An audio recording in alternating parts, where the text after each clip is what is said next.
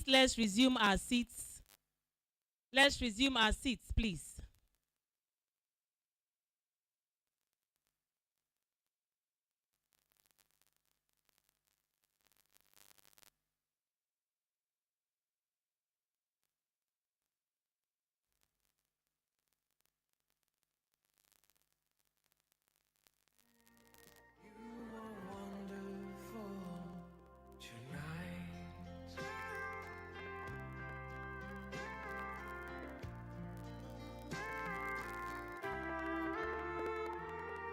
So for this program, we have not just our senior members, but we threw invitation and we are happy they honored it.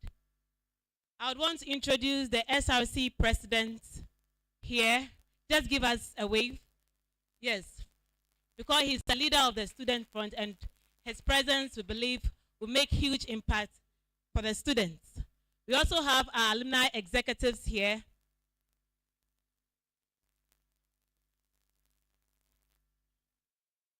So I would introduce again Engineer Peter Entry, Bosiako, Deputy Director General Commission for TVET. Please stand up and let's acknowledge you once again. I also have Mr. Jacob Tete Akuno, from GTEC, Ghana Tertiary Education Commission. So in this order, we'll take our remarks from them, then we can start officially the second phase. I would invite Engineer Peter Enchibosiako to give us an opening remark from GTEC.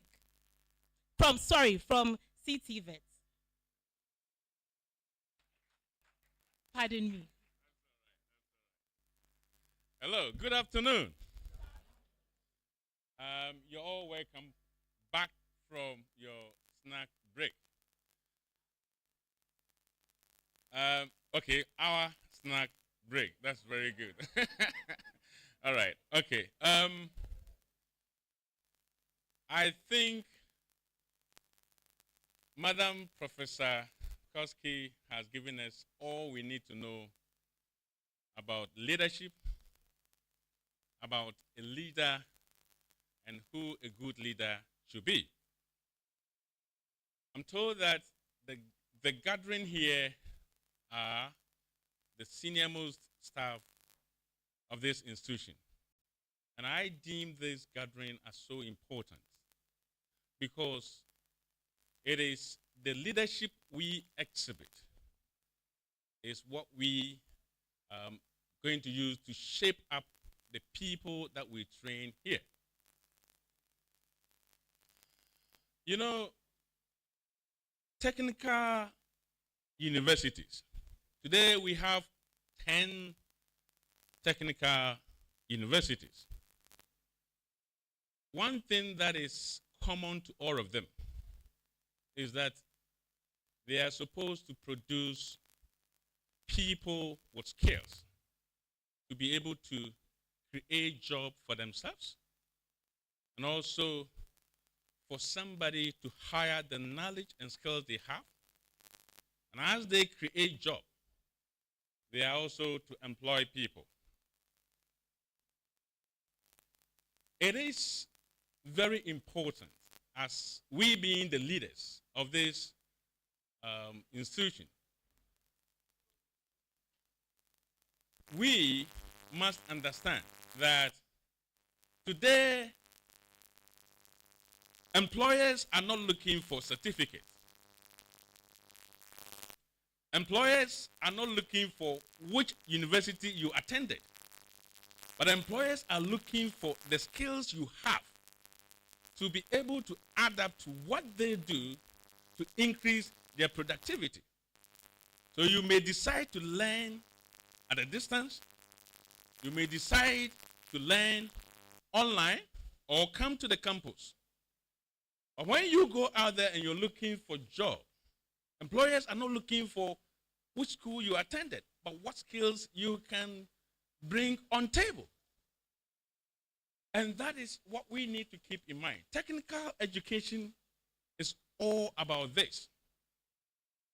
And you know, when Madam was talking about leadership, we are training people not only to go and look for jobs, but also to become CEOs of their own companies. And it takes leadership to be able to expand, even as they establish their own companies. It has also taken, the current administration, the government of today, to see the need for leadership. This is what our leaders lacked some time ago. There is something that is very common on this campus. And this thing here is happening almost at all the technical universities. The land to build facilities, workshops, and classrooms. If you go to Kumasi Technical University, they're also struggling there to have land. If you go to Takrady Technical University, they have the same problem. I think the only place they have a bit of land is the technical universities in the northern side of Ghana. Why? Because in the olden days, our leaders thought that when you decide to go to technical school, it means that you're dunderhead. You can't perform. It's those who cannot do well. They think that they go to technical institutions. They never envisaged that a building of a nation to develop without investing in technical and vocational education. For the past 5-6 years, something is changing in the country. The narrative is changing. It has never happened in the history of Ghana before that one government will invest over 19 billion Ghana cedis in helping to prop up technical and vocational education. As I talk to you now, all the 10 technical universities have had new state-of-the-art workshops built for them. Accra Tech.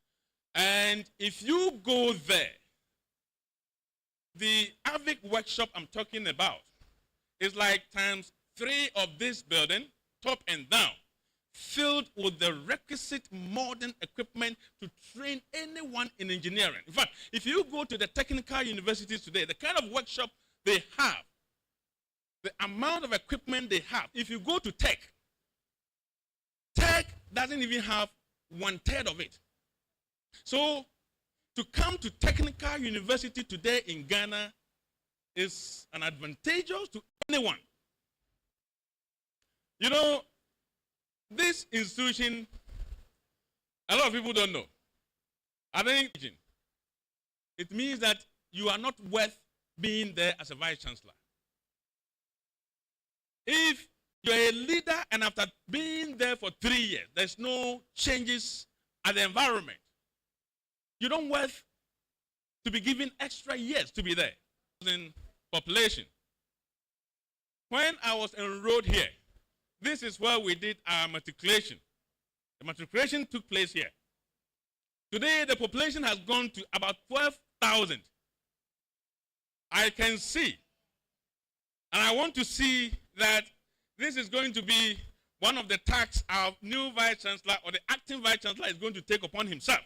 That the next 2-3 years, this particular building is going to be brought down and we're going to build a modern place for our gathering. And this is what we need to be thinking about. I mean, recently I went to one technical university and after having a discussion with the vice chancellor, the man started talking about the problems they have. Oh, please, we need this, we need that. Hello?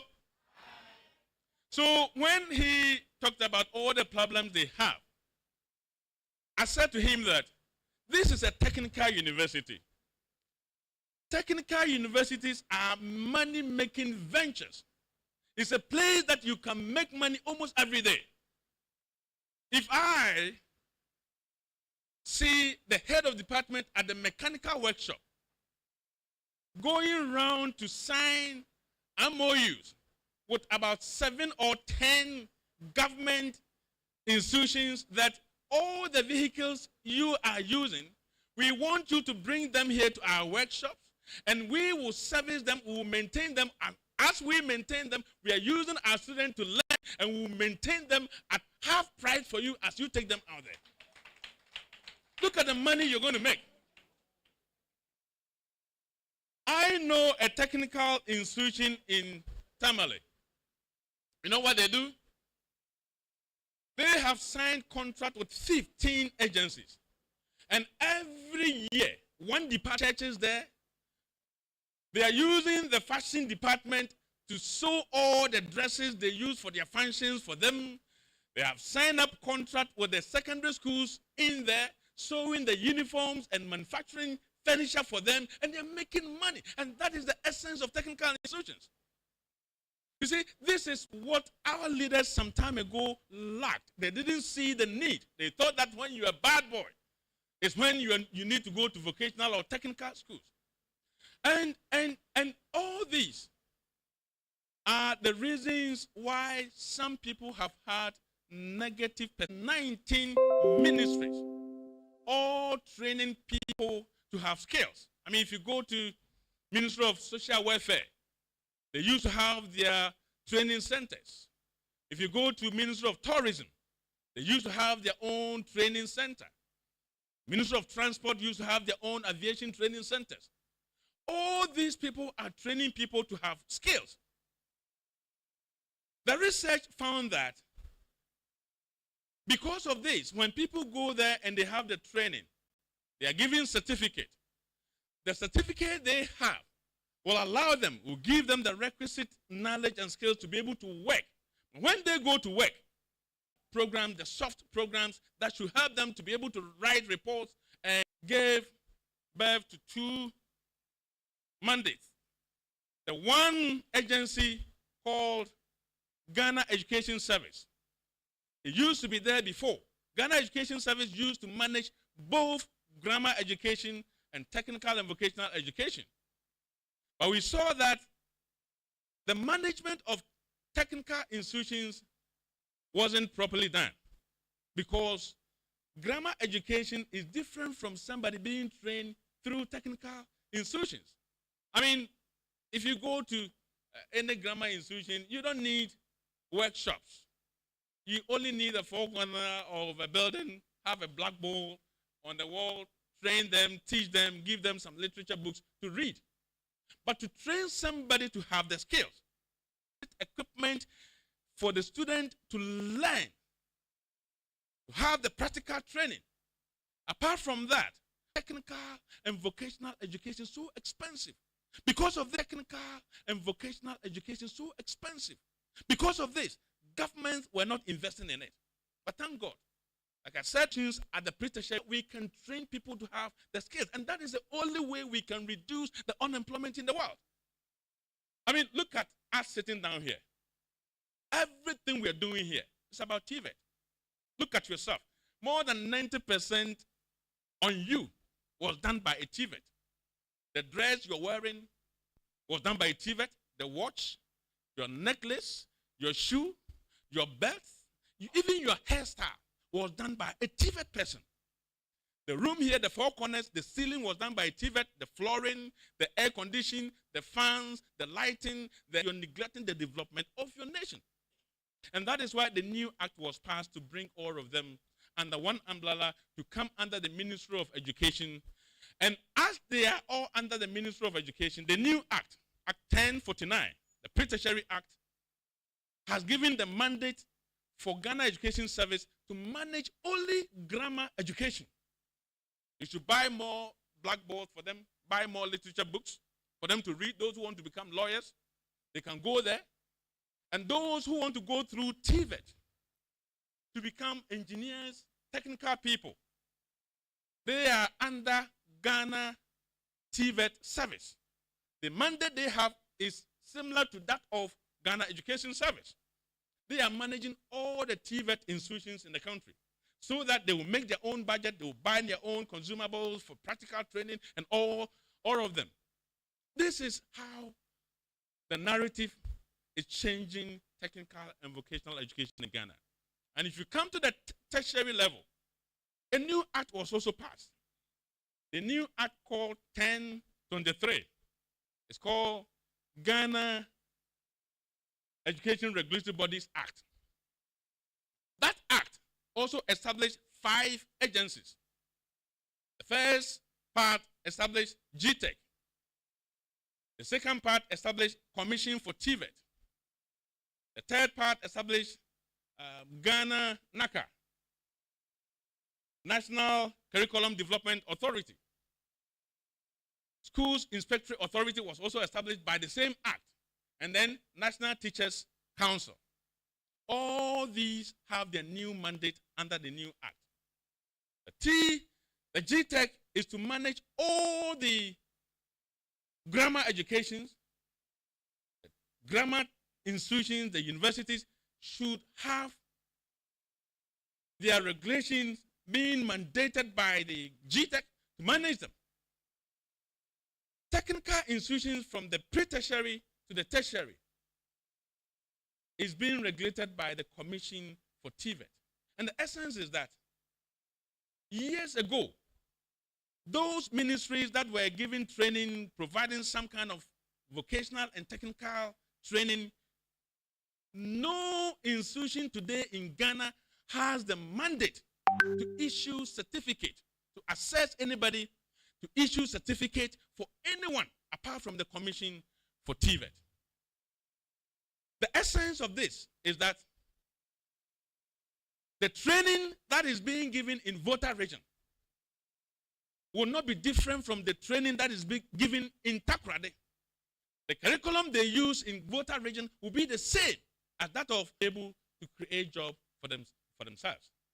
These are some of the reformative policies the government has introduced to to mold people, to train people, to have skills, to be able to go and create jobs for themselves. We have the mandate. If based on what Professor Kiski Goski Alabi gave us, if I give a paper to everyone to define what a leadership is, who is a leader, I think we're all going to define it differently. We're all going to have our own views about leadership.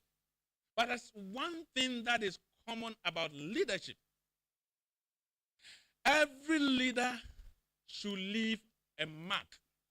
If you're a leader and you're not able to leave a mark, you have wasted the time there. And I believe that our Vice Chancellor, before he leaves, he will make a massive impact at this institution.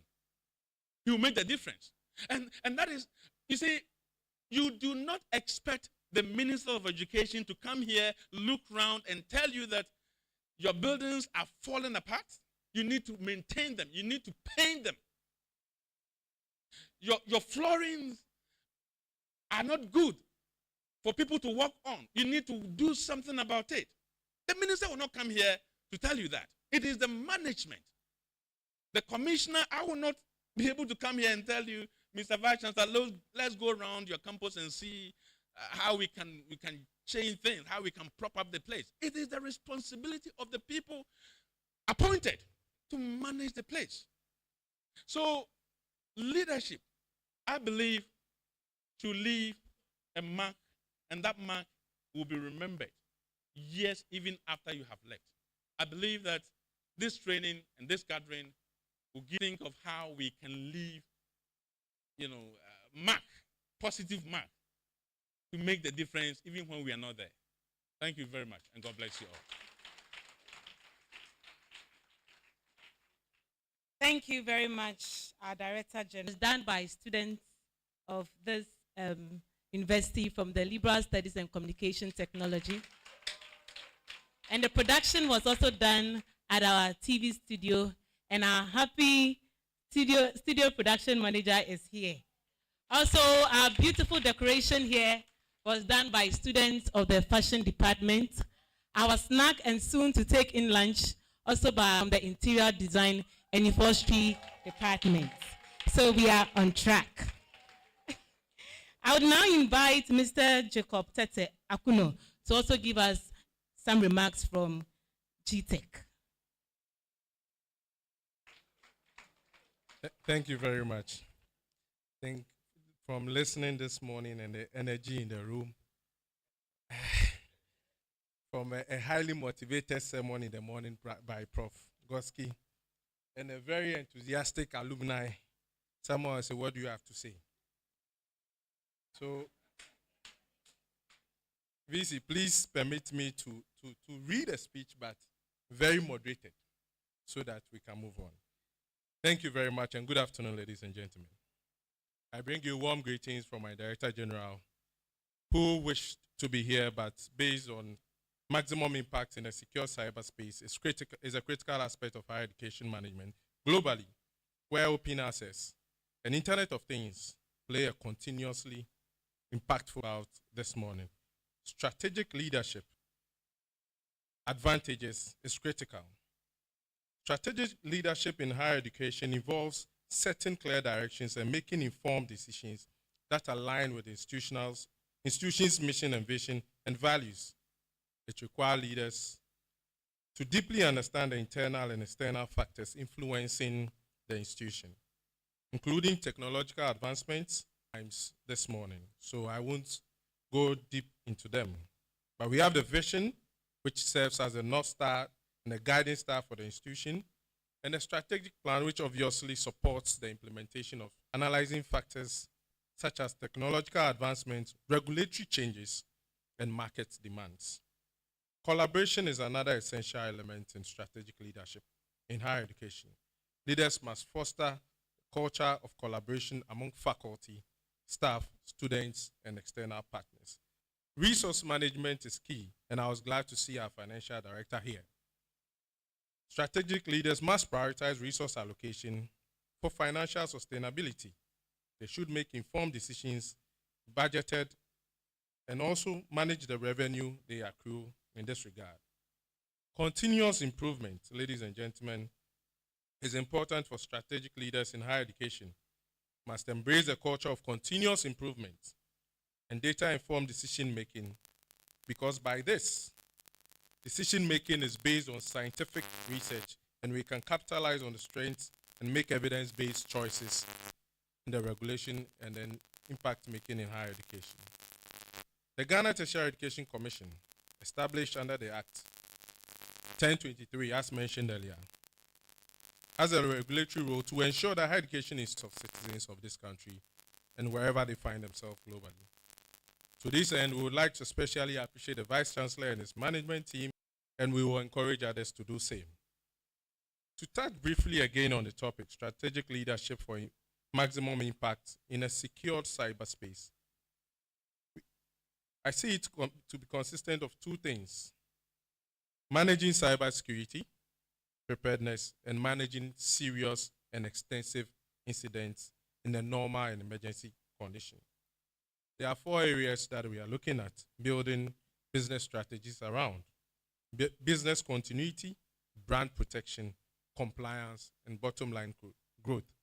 Most of these things we have mentioned from morning till now. A secured cyberspace is relevant security, preserving, which are all relevant features of higher education today. It is therefore a collective responsibility that requires individuals, organizations, and governments to prioritize cybersecurity and work together to create a resilient and secure digital environment. But more importantly, strategic leaders must pay close attention to the impact and risks therein and establish systems for the prevention, control, and minimizing the negative impact of a breach. In conclusion, I'd like to sum up by saying that by setting up a compelling vision, developing comprehensive strategic plans, anticipating external trends, fostering collaboration, ensuring financial sustainability, and embracing data-driven decision-making, strategic leaders can position their institutions for long-term success. I thank you all for your attention.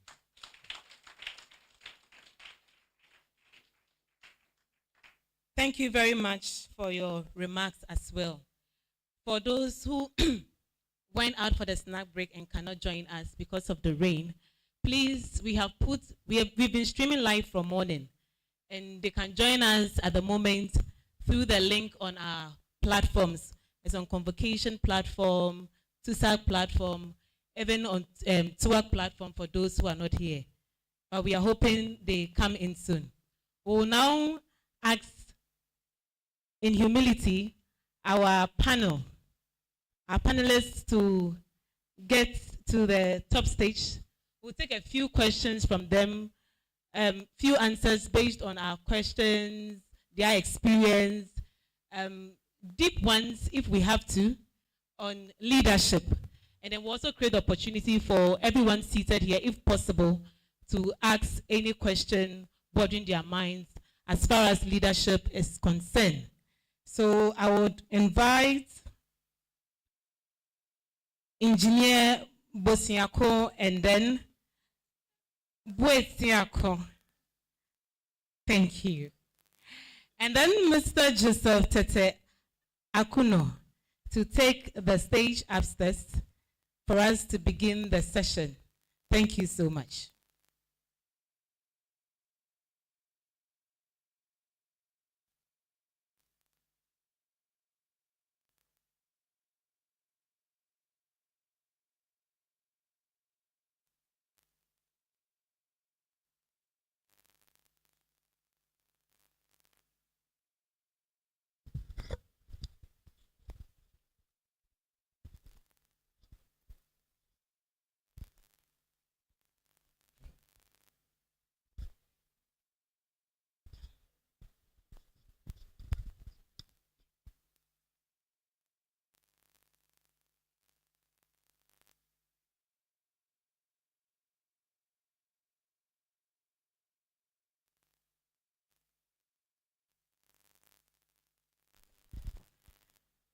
So I have the first question. This is my personal question.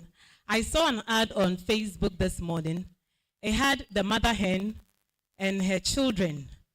One face of it, the children are following the mother hen. And then another picture of the children in front with the mother hen at the back. Which of these category of pictures portrays a good leader? Should the leader have the followers at the back, not knowing who will consume them from the back, or bring them forward to protect them and they wouldn't know who is even leading them to where they are going? So I would want to throw that question to the two of you, starting from my right. Thank you. Did I ask a good question? Thank you very much for the question, Madam Moderator. This is a serious case of hen, or you are in front of the hen. But from some of the lessons I picked up this morning from Professor Alabi, she mentioned that strategic leaders must be very tactful.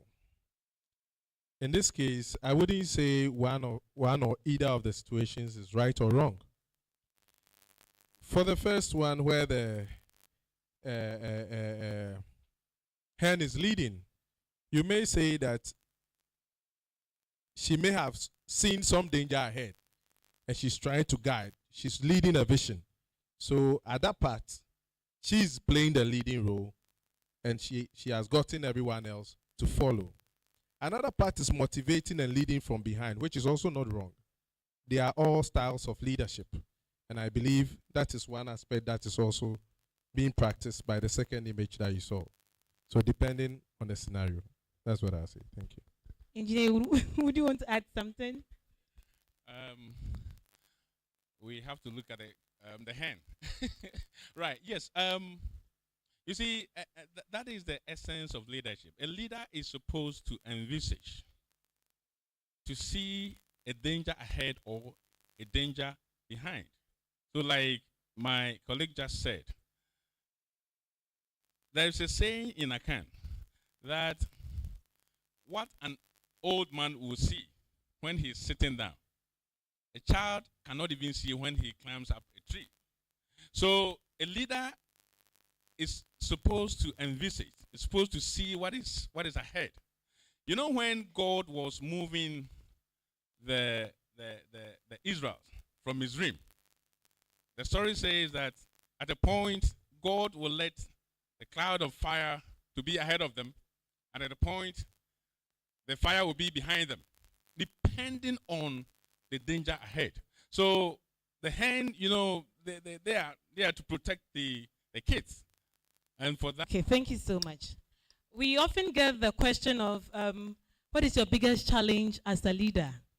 But personally, hardly do I hear what is your greatest joy of being a leader.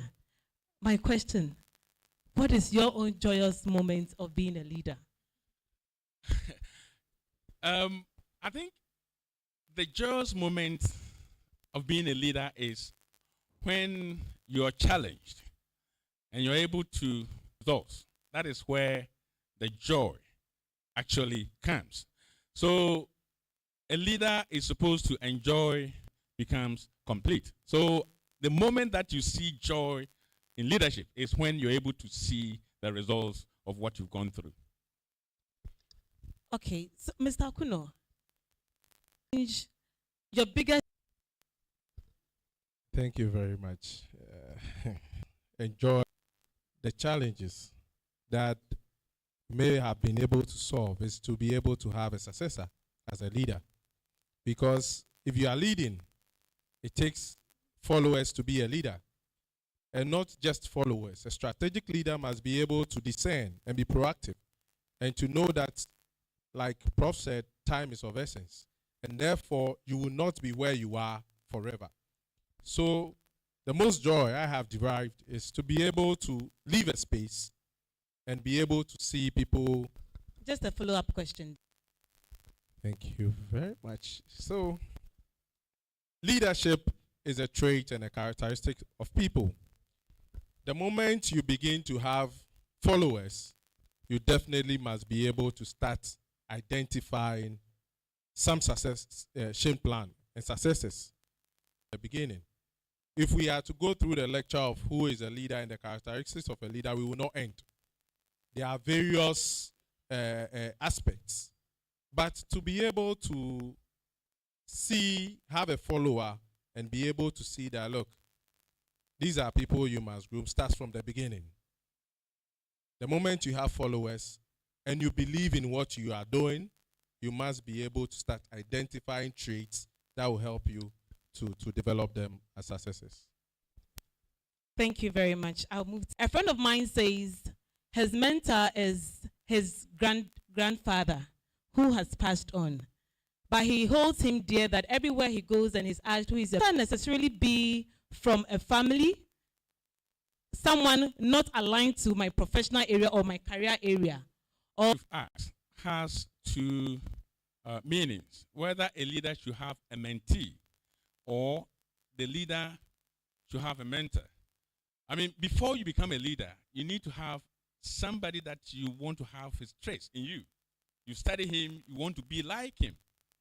Then you become a leader. When you're a leader, then you need to have mentees, people who will look up to you to also seek to become like you.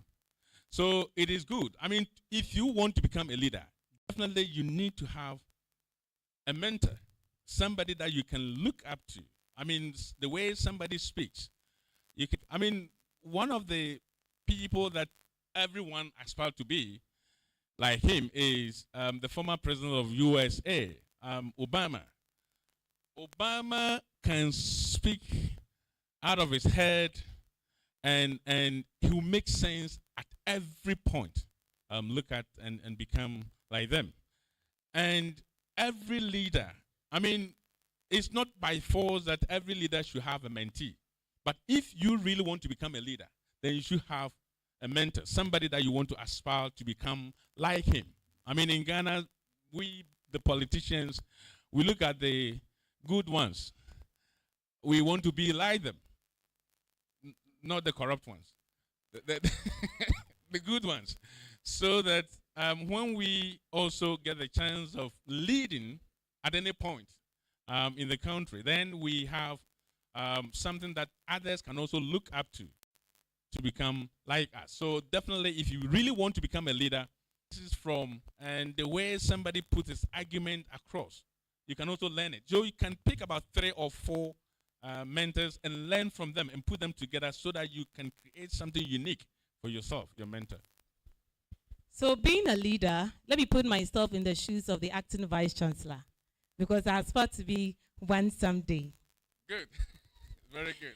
So as an acting vice chancellor, as I do, but at the same time, your for lack of proper words, your subjects feel that they need to come to you. Sometimes we feel that unless we go to the top and put our issues to the top, we can't get it solved. How do you devise the means of listenership? Because theories have attested to the fact that it's good for a leader to have a listening ear. But in the midst of your busy schedule, how do you make your subjects feel that you are there for them, you give them the attention they need? How do you manage through all these?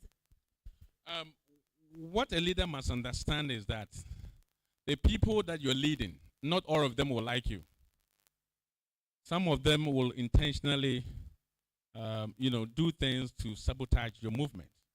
But in all, you don't pretend to like some people more than others. What creates problems for leaders most often is when they surround themselves with very few people, and those people turn out to be more protective, and they are so close to the man that other people who have different views, different ideas cannot come closer, because if they come closer, they think that they're going to take their positions. And when that happens, the leader will suffer a lot. I keep saying that a leader is not supposed to be expert in everything, but every leader should be knowledgeable in everything. The reason is you have a pool of people with expertise.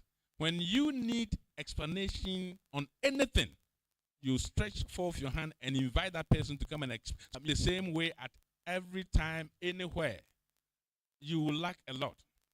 Sometimes you need to come down to a level for the people below you to feel that you're part of them. I mean, I was managing the largest high voltage network in central London before I was appointed. And sometimes when people come to my office, I remember one Jamaican guy was talking to me on phone. He came to my office, and while talking to him, he asked, anything I do, he was just monitoring me. At a point, he asked, how did you manage to get here? You see, and I go down to the level of everyone. When I dispatch people to do something, sometimes I want to be there, and when they see that you folded your slaves and you're putting your hands in there and doing it, they do it with your heart. And a leader should always come down, make the people feel that you are part of them. And by so doing, the people will do whatever you want them to do for you out of their heart. So a leader should have open ears to listen to people at any point. So I will take my last question, then we open up for discussion, and if possible, I'll come back. So Mr. Akundo, a leader is an individual first before a leader. Vision. As a leader, your personal vision and that of the group vision conflicts. Which of these visions would you pursue, knowing very well that your vision for the group is for a greater good? Collectively, at some point, they've been having this vision. That is where they've been towing. How do you manage the collective vision? Thank you very much. Even before I answer, I would say that you should know that you will not be a leader forever. It's also important. But as a leader, you must be able to analyze those two visions and draw inference and see where you can align those visions. Things that cannot be aligned and things that you cannot progressively move, you cannot do anything about. It will be part of your failures if you carry them on. As a leader, you must be able to communicate properly to your team. You must be able to get their buy-in and believe in your vision. Remember, like I said, the vision is like a North Star. This is where we are going. And you must be able to appeal to people and communicate to them effectively for them to believe in your dream. Letting them know that believing in your dream or your vision is not completely doing away with their vision that they had, but it goes around to augment for the unity of all. So you must be able to sit down, analyze the vision, both visions, if possible, get the various team leaders and champions, like Prof said, and be able to articulate your issue with them. Also show some empathy for them where they've gotten to. Obviously, they've been trying, so they were also expecting you to come and lead where they were going. But you need to be able, as a leader, to communicate your vision to them for them to believe in it. Thank you. Thank you very much. I'll pause here and then we'll take questions bothering our minds on leadership. Bearing in mind our theme for today's colloquium, change leadership and professional relationship. Any question?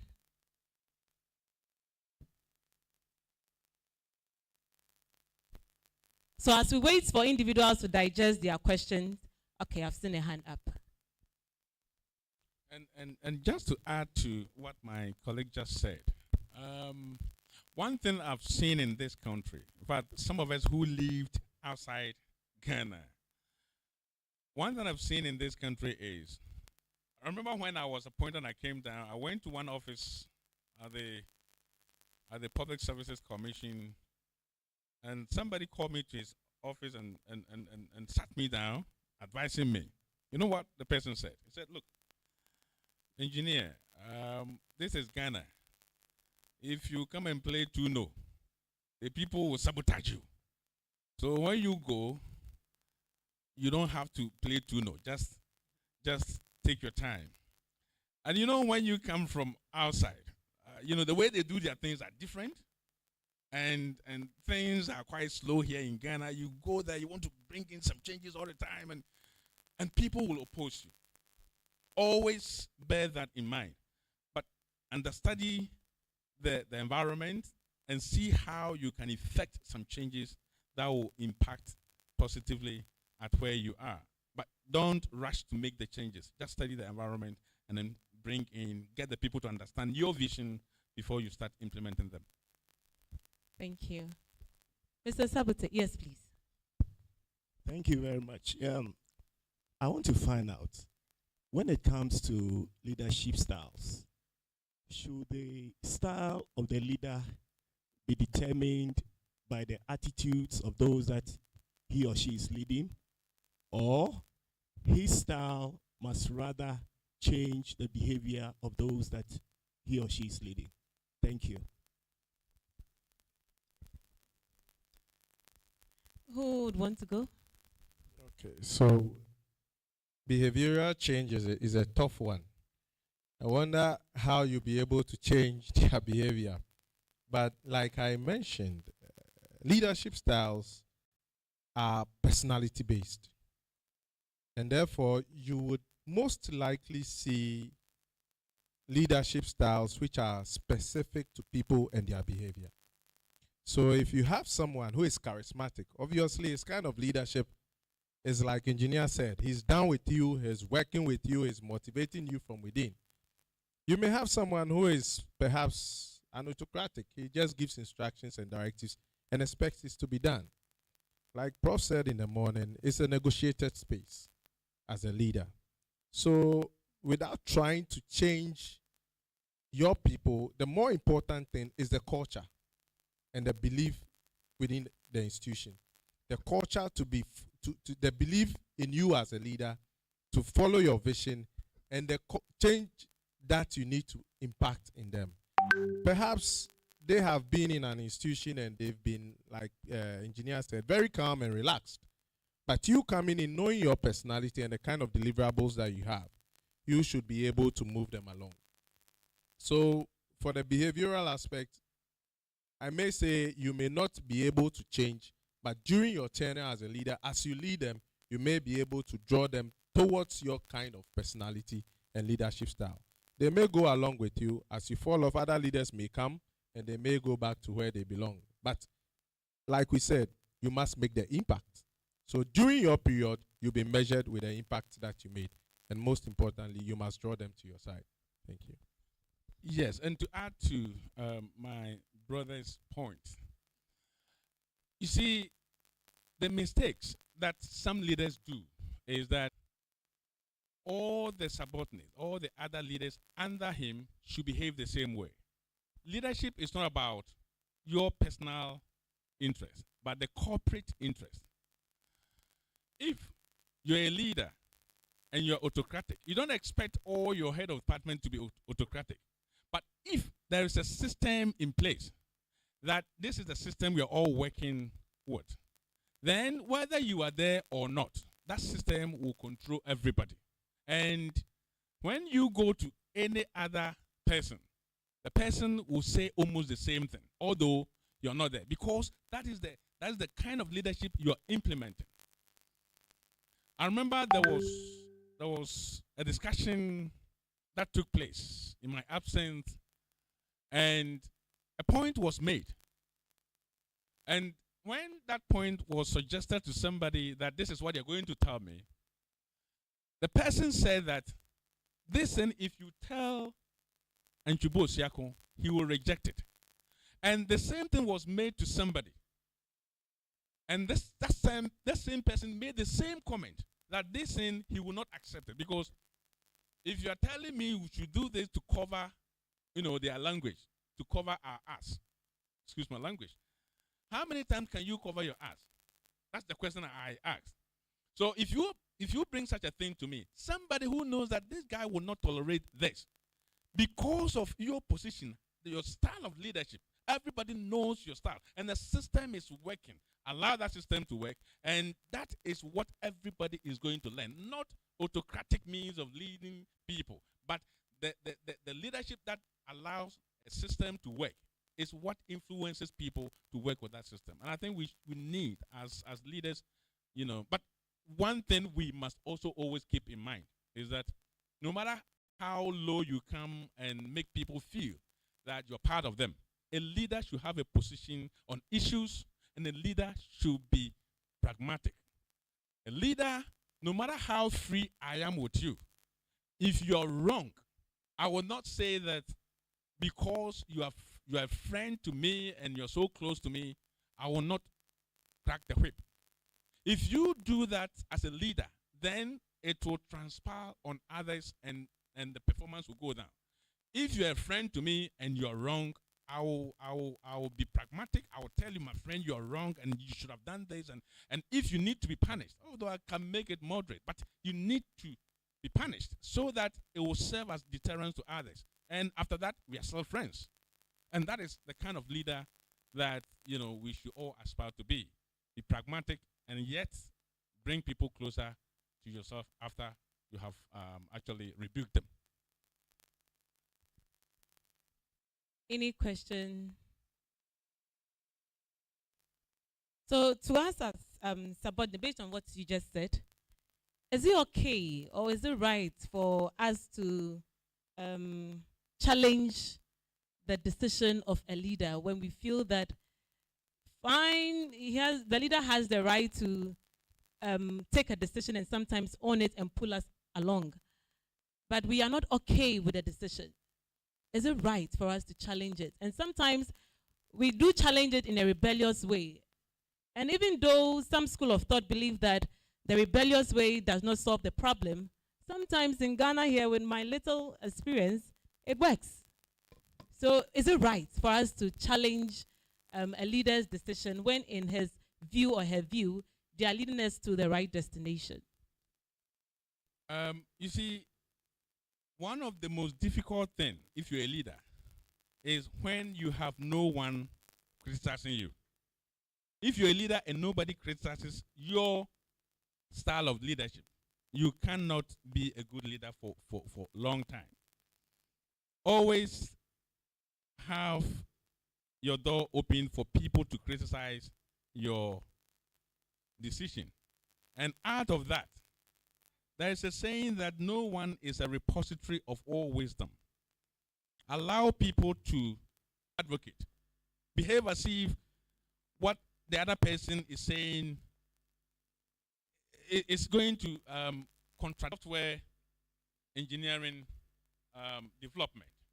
When you develop a software, we call it ATM card to be used at machines, when it was first developed, the challenge they had was that So it became a problem. People, as soon as they take the money, they forget that they have to take the card.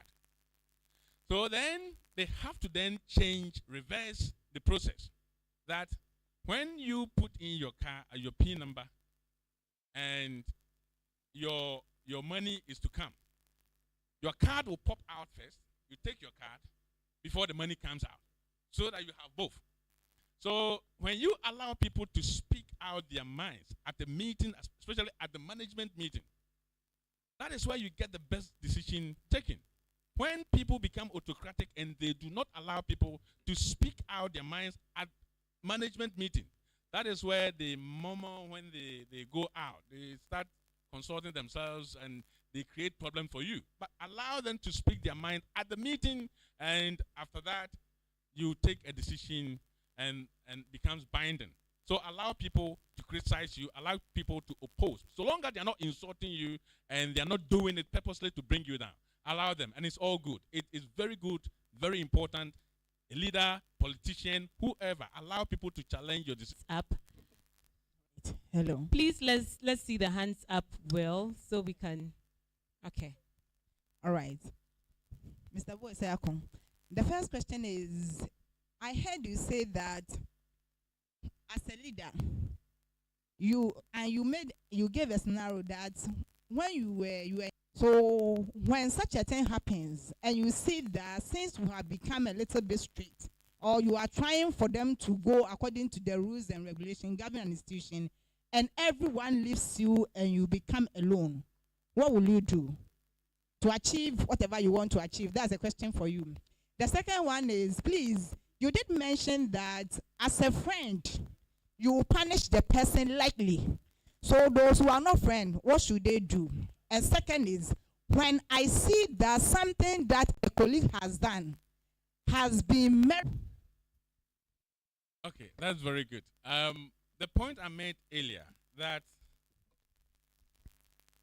if you are a colleague or a friend and you're wrong, I need to be pragmatic. It means that you are very close to me, and I do not expect you to have committed what you've committed. And for that matter, whichever punishment that has to be meted out to you will be meted out to you. So it wouldn't be that because you're close to me, I should shield you, I should cover you. I think when we are able to show that leadership is when everybody will learn to do the right thing. But if you're close to me and people see that I did not do anything to punish you, then others will take the advantage of doing it, and they will always make reference to what what you did, and I did not punish you. So I think that is the point I wanted to make, that no matter what it is, some kind of punishment has to be meted out to you. But I may decide to stand out, let the decision makers take the decision. And if I can influence that, I mean, that is the leadership. I mean, everybody wants to connect himself with somebody to get a kind of favor. But the favor must be, moderate, that you can actually get the results when you're moving forward. And then the second, the other question was, what was the other question? When you end up being alone because everybody. When you become so strict. No, I'm not talking about being strict. It's not being strict. But when you want to do something that is going to be detrimental to the corporate decision or the corporate movement to get the results, and you want to do it in a way that will affect me and the whole institution or the corporate institution or the company, I will not. And people must see this of you, that this thing we're going to do, so long as it is not good and we know that we are cutting corners and it's not going to help the image of the institution, somebody must be able to point it out that this will not fly. And when you have this kind of thing, it's not about being strict, but seeing that what is going to bring the results to benefit the majority and the whole institution is what we are looking at. That's the point I wanted to make.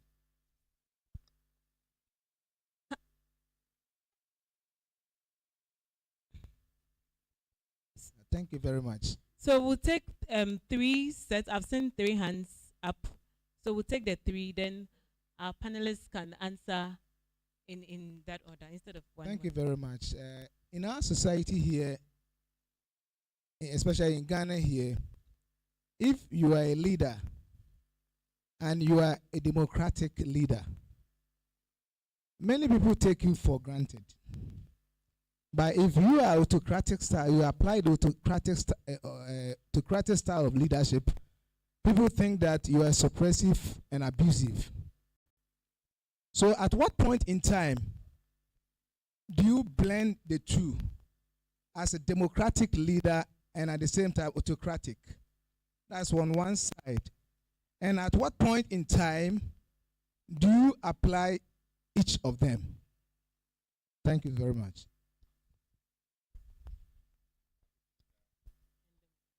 So we'll take the next. Okay. May I kindly ask whether we can contribute to the discussion, because you always know first. I think that in an institution, there should never be a point in time where you have 2 different visions. It is wrong. There must always be one vision. And so if a leader is appointed, if you're appointed as a leader, you must make sure that you have a discussion with the people you are leading and come up with one vision. And you can do that through the process of maybe trying to market whatever vision you have an internal marketing with them, try to harness their synergies so that you create the vision together. If you're able to create one vision for the vision for the institution is the vision for the institution. And everyone in the institution must be whipped in line to follow the leader, but should be the institution. Even if he must build it in the vision of the institution, because it's about strategy, so that everybody buys into that vision, and he as the leader drives the boat to achieve that vision. This is a little I want to contribute. Thanks. Thank you very much. We have a hand at the back. Then we come to Madam Gifty. So there is a hand at the back since you are put forward.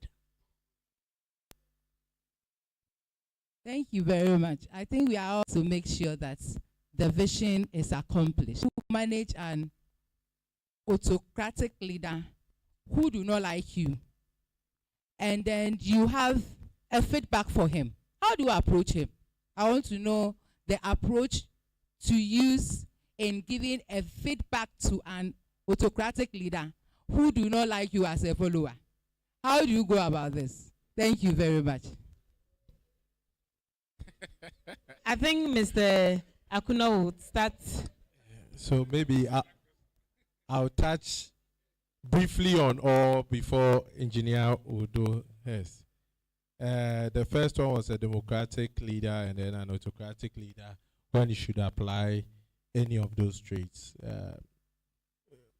Clearly, if you read and if you watch, you would see that there is no application of any of them distinctively.